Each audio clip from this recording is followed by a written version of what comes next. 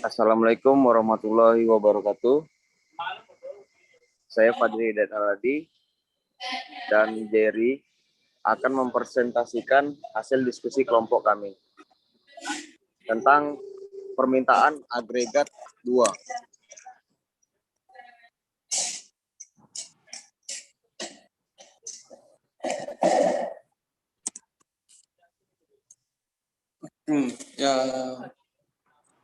Bagaimana kebijakan moneter menggeser kurva LM dan mengubah ekuilibrium jangka pendek?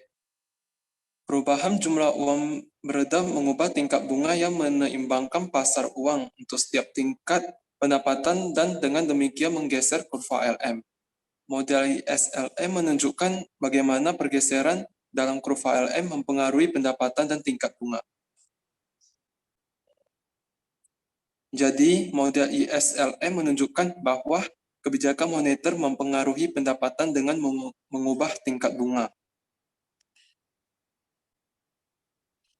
Interaksi antara kebijakan fiskal dan moneter. Yang pertama, Fed mempertahankan jumlah uang beredar yang konstan. Kenaikan pajak menggeser kurva IS ke kiri.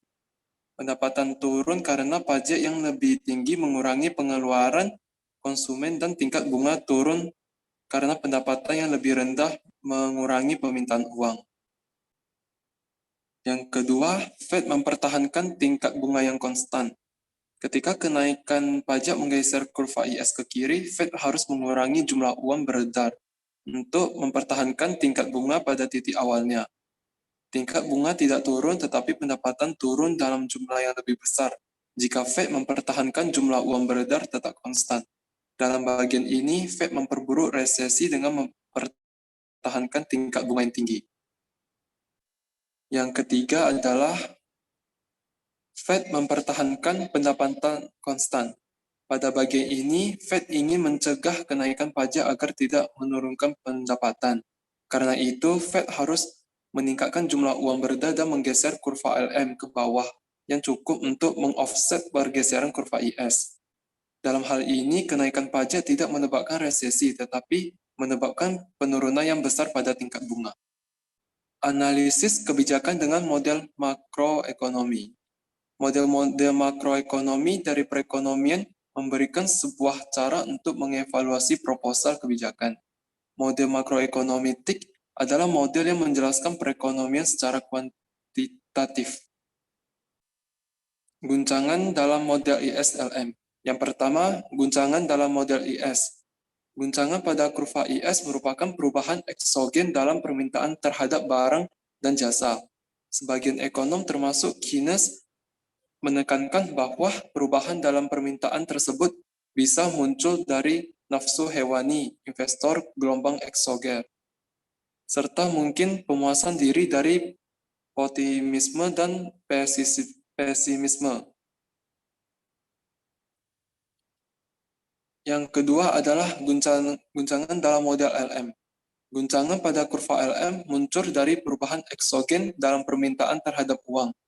Misalnya, anggaplah bahwa pembatasan baru atas ketersediaan kartu kredit meningkatkan jumlah uang yang dipegang masyarakat. Menurut teori preferensi likuiditas, ketika permintaan uang naik, tingkat bunga yang diperlukan untuk menyeimbangkan pasar uang menjadi lebih tinggi. Apakah instrumen kebijakan Fed jumlah uang beredar atau tingkat bunga? Fed menggunakan tingkat bunga federal, tingkat bunga yang dibebankan bank ke bank lain untuk pinjaman antar bank sebagai instrumen kebijakan jangka pendek. Mengapa Fed lebih memilih menggunakan tingkat bunga, bukan jumlah uang beredar, tetapi sebagai instrumen kebijakan jangka pendeknya? Jawabannya adalah bahwa guncangan pada kurva LM lebih umum daripada guncangan pada kurva IS. ISLM sebagai teori permintaan agregat. Dari model ISLM ke kurva permintaan agregat menggambarkan hubungan antara tingkat harga dan tingkat pendapatan nasional. Hubungan ini diderivasi dari teori kuantitas uang. Analisis tersebut menunjukkan bahwa pada jumlah uang beredar tertentu, tingkat harga yang lebih tinggi menunjukkan tingkat pendapatan yang lebih rendah. Dari model ISLM dalam jangka pendek dan jangka panjang. Dalam kedua gambar ini kita bisa mengkaji equilibrium jangka pendek di mana perekonomian berada dan equilibrium jangka panjang ke arah mana perekonomian akan menuju. Titik K menjelaskan equilibrium jangka pendek karena equilibrium jangka pendek mengasumsikan bahwa tingkat harga tidak bergerak pada P. Dalam jangka panjang, permintaan barang dan jasa yang rendah menyebabkan harga turun dan perekonomian berada pada titik C. Selanjutnya akan dibaca oleh Fazri. Terima kasih pada Jerry. Depresi besar. Apa yang menyebabkan depresi besar sampai saat ini?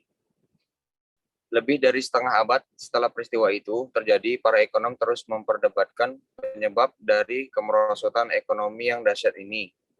Depresi besar memberikan studi kasus lanjutan untuk menunjukkan bagaimana ekonom menggunakan model ISLM untuk menganalisis fluktuasi ekonomi. Apa yang terjadi selama depresi besar?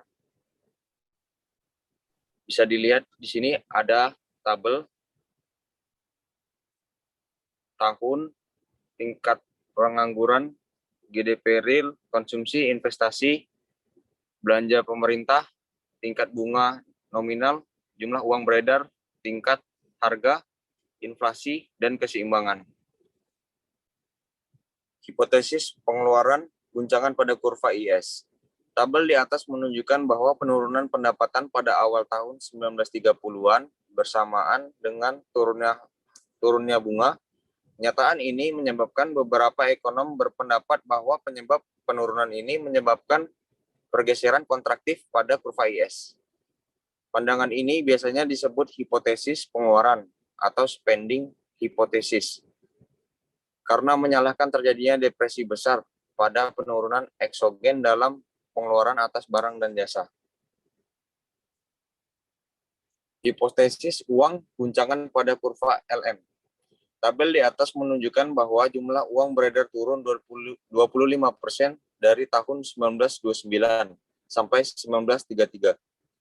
Selama tingkat pengangguran naik dari 3,2% menjadi 25,2%, kenyataan ini memberikan motivasi dan dukungan terhadap apa yang disebut hipotesis uang atau money hipotesis, yang menjatuhkan kesalahan utama atas terjadinya depresi besar pada Fed karena membiarkan jumlah uang beredar turun dalam jumlah yang sangat besar. Dampak penurunan harga. Dari tahun 1992 sampai 1933, tingkat harga turun sebesar 25%. Banyak ekonom menyalahkan deflasi ini sangat sebagai penyebab terjadinya depresi besar. Mereka berpendapat bahwa deflasi yang terjadi pada tahun 1931 adalah kemerosotan ekonomi tipikal yang akan mengarah pada periode tinggi. Periode tingginya pengangguran dan merosotnya pendapatan yang pernah terjadi sebelumnya. Penurunan jumlah beredar menjadi penyebab merosotnya tingkat bunga. Penurunan jumlah uang beredar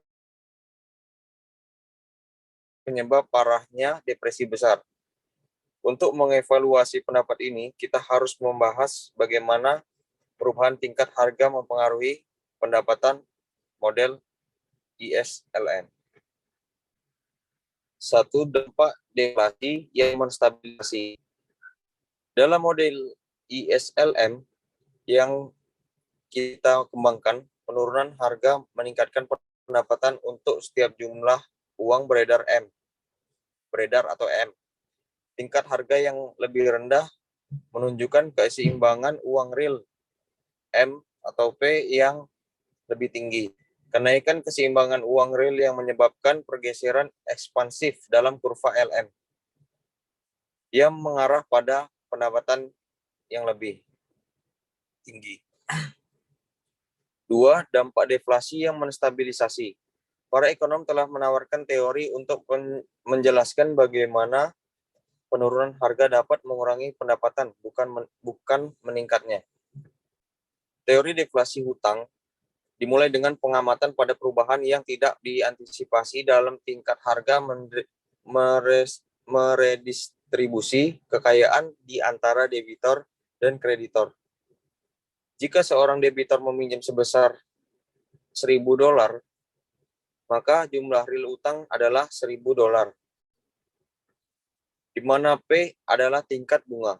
Penurunan tingkat harga akan meningkatkan jumlah real utang ini, karena itu deflasi yang tidak diharapkan memperkaya kreditor dan merugikan debitor. Teori deflasi utang kemudian menyatakan bahwa retribusi kekayaan ini mempengaruhi pengeluaran atas barang dan jasa dalam menanggapi retribusi dari debitor ke kreditor. Debitor mengeluarkan uang lebih sedikit dan kreditor lebih banyak. Jika kedua kelompok ini memiliki kecenderungan membelanjakan uang yang sama, maka tidak ada dampak agregatnya. Untuk memahami bagaimana perubahan yang diharapkan dalam harga dapat mempengaruhi pendapatan, kita perlu menambah variabel baru pada model ISLN. Jika I adalah tingkat bunga nominal dan adalah inflasi yang diharapkan, maka tingkat bunga real X ante adalah I. Kita bisa menulis model ISLN sebagai berikut. Y sama dengan C buka kurung Y dikurang T tutup kurung ditambah I dikurang M tutup kurung G. M atau P sama dengan L buka kurung I dikali Y tutup kurung. Inflasi yang diharapkan masuk sebagai variabel dalam kurva IS. Jadi perubahan dalam inflasi yang diharapkan agar menggeser kurva IS.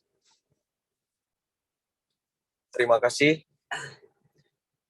Berikut adalah materi dari penjelasan kelompok kami.